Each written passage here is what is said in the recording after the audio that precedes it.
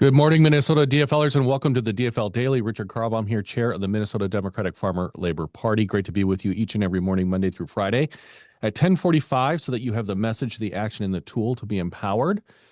Some breaking news out of southern Minnesota. We are so excited about the momentum the Jake Johnson for Congress campaign is building. Just yesterday, they released a poll. First, I want to talk about the head-to-head. This is like Jake Johnson, our DFLer, versus Brad Finstad, the Republican member of Congress who has sold out everything to Donald Trump. So first, the head-to-head. Johnson 41, Finstad 44. He's within 3 points. The margin of error in this poll, 700 interviews, 3.7%. This is remarkable. This is absolutely earth-shattering.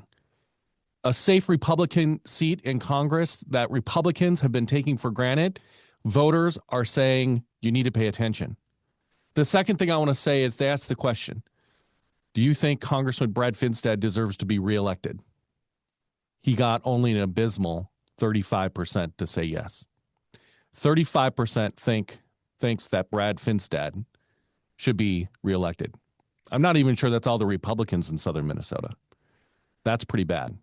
That's huge for Jake Johnson. He's been working his rear end off. He's built a great team down there in southern Minnesota. He's outraised Brad Finstad multiple times in terms of fundraising in the financial quarters. He's been campaigning everywhere across southern Minnesota. He's been doing town halls in all 22 counties. He really is giving this his all. And this momentum tells me that he is in a position, he's within striking distance of winning this seat in Congress just 9 months from now.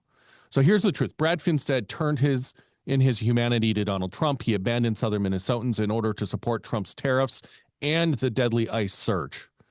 And now school teacher and our DFLer Jake Johnson has the momentum. Also, Brad Finstad won this district by 17% in 2024. Republicans thought his seat was safe. Now Trump's tariffs and the ICE surge, that deadly surge, are putting it in play. This is absolutely a disaster for Republicans in Minnesota. Let me capture it for you.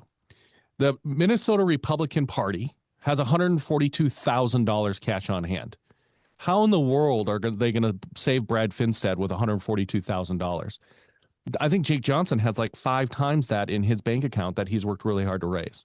The last thing I'm going to say is that the DCCC this morning named this race one of the races to watch. And so this is really good news. It means that national organizations are going to start paying more attention to southern Minnesota, and we're going to win back the first congressional district for DFLers in November. I'm very excited about that. All right. It's been nearly a week since our historic caucus turnout last Tuesday night, and the story they told keeps getting clearer and more powerful. Here's what's important. We had record-breaking turnout. The political landscape has shifted, and there are growing cracks in the Republican coalition that are getting even wider thanks to your efforts. Help us widen our impact and strike the fraying base of the Republican support by signing up for an event today. Here's a few events going on this week. In CD6, we have virtual phone banks tonight at 6 p.m. That's open to everyone in the district. There's also virtual phone banks in CDs 2, 1, and 8 this week. In Mankato, they're hosting a Ladies Who Lunch community event tomorrow at noon, so Wednesday at noon. In Carlton, there's a spaghetti dinner fundraiser at 5 p.m. on Saturday. Remember, you can find all of these events at dfl.org/events, and you should put your own events in the chat so we can mention them here on the DFL Daily. All right. Yesterday, your call to action was to put an action into the comments. And so before we get into our message of the day, I wanted to highlight all the great work that you guys are doing at every level across the state. If you're calling in right now and you're the most prized insiders, your work carries this party and the state forward. Thank you for being with us each day on the DFL Daily. Yesterday on the call, Darcy committed to attending a convention planning committee. Those are really important. Julia demonstrated in Aiken. Bob wrote to his representatives. Melissa was organizing volunteers to pack food for those in need. Karen downloaded the U.S. Constitution from the National Archives. Silcia posted results on Facebook. Carl is going to take members of his own party unit to a constitutional observer training. Arthur is making calls regarding DHS funding. Lori is contacting her representatives. Nancy is meeting with new people in her community. Heidi is attending a central committee meeting. Christy is making calls to her representatives. John is driving someone to work. Thomas is inviting new precinct chairs to a social event. I love that. Steve is working to defeat his Minnesota Republican representative. Mary is reading the Star Tribune. Lynn is helping organize No Kings rallies. Julie is attending a Senate district meeting, and Mike is getting ready for a convention. Stephanie is making calls, and Rill is writing postcards. These actions are all meaningful. Thank you for sharing them in the chat yesterday. It's helping us stay informed about the work you're doing in your community. It's about helping your community. It's about volunteering with your local unit. It's about attending a phone bank to help elect Democrats up and down the ballot. Wherever you are ready and able to plug in, it continues to be meaningful action in order to help us build that momentum towards November. All right, let's get to today's conversation. Last Tuesday night's caucuses exceeded every expectation. At least 30,000 Minnesotans showed up. I think it's closer to 35. We'll have final numbers soon, I'm sure. 60% tracking towards being first-time attendee goers, which is just incredible. Compare that to the Republican turnout. Fewer than 15,000 people showed up to their caucuses. That's less than half. Their party is also divided between leaders, all with their unique brand of awful policies. From leaders who refuse to vote on gun violence prevention members and literally block the legislature from voting on meaningful policies that are proven to reduce gun violence, to Trump's fanboys like Michael Lindell, the MyPillow guy, who spent hundreds of thousands of dollars on his own biography for apparently book clubs that he's organizing through his campaign. And various pro-ICE fanboys who are out there constantly on the front lines cheering on the unlawful and constitutional rights violating actions of ICE agents during this metro surge that we're experiencing in Minnesota. In the end, their leading candidate for governor gained just over 5,000 votes in their straw poll. Again, compare that to the 35,000 of us standing against them. It's really quite remarkable.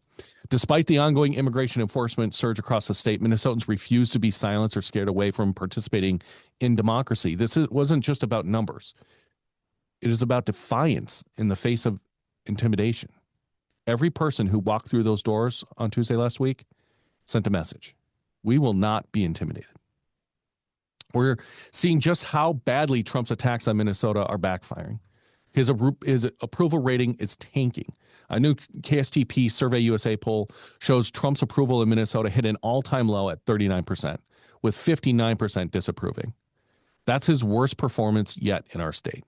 Even more striking, 61% of Minnesotans disapprove of Trump's immigration enforcement policies, and 64% disapprove of ICE and Border Patrol tactics. Nationally, the picture is just as grim for Republicans. An NPR PBS Marist poll found 65% of Americans say ICE has gone, quote, too far. More than half of Americans have, quote, very little confidence in ICE, according to The Hill.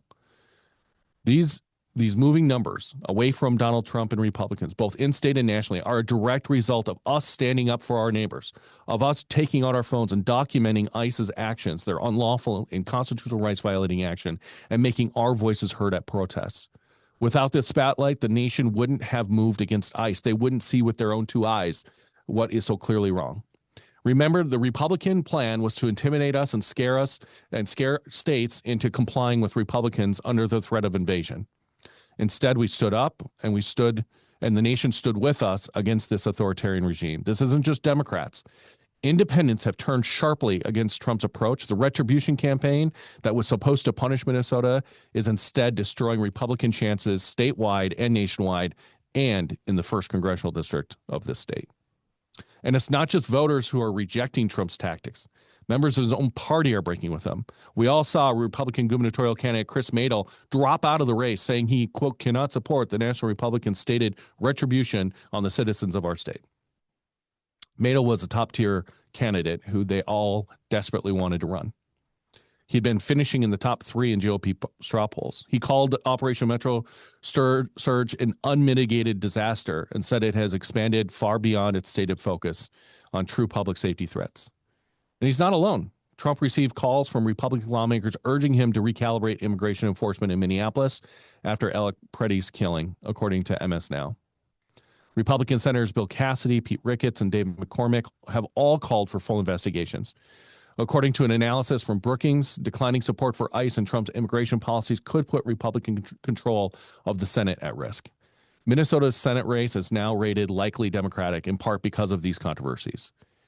Even Trump's own administration is in disarray. Border Czar Tom Homan announced a drawdown of 700 agents from Minnesota. That still leaves 2,300 agents. We need to get down to pre-surge levels. And then Trump contradicted him hours later, saying that he's not backing down. Not at all. The chaos is obvious to everyone. It is exactly what it's meant to be. So our call to action today, a few things. First of all, flag any breaks within the Republican Party that you see by screenshotting the post and tagging us on Blue Sky. We want to track where these folks are breaking apart, because that's where we should continue to exert pressure. We will be reposting the best content you can help us find. Republicans will continue to break as we keep up that pressure. When you see those breaks, get motivated to keep the pressure up. Remember that they still have a dozen candidates running for governor, and they all stand behind Donald Trump and his deadly surge of ICE on Minnesotans. So our work isn't over. All right, one last call to action. Corey and Corey, the mixed USA mixed doubles team, is playing in the gold medal match at 11 a.m. this morning against Sweden. The Duluth team, the Duluth-based team, is very excited. Maybe a podium spot was possible, but they have performed unbelievably in these Olympics. They beat Italy yesterday, the defending gold medal champions, to advance to the final today. So let's all cheer on Corey and Corey, the mixed doubles team from Duluth, Minnesota, as they go for the gold in Italy today at 11 a.m. I'm very excited about their prospects.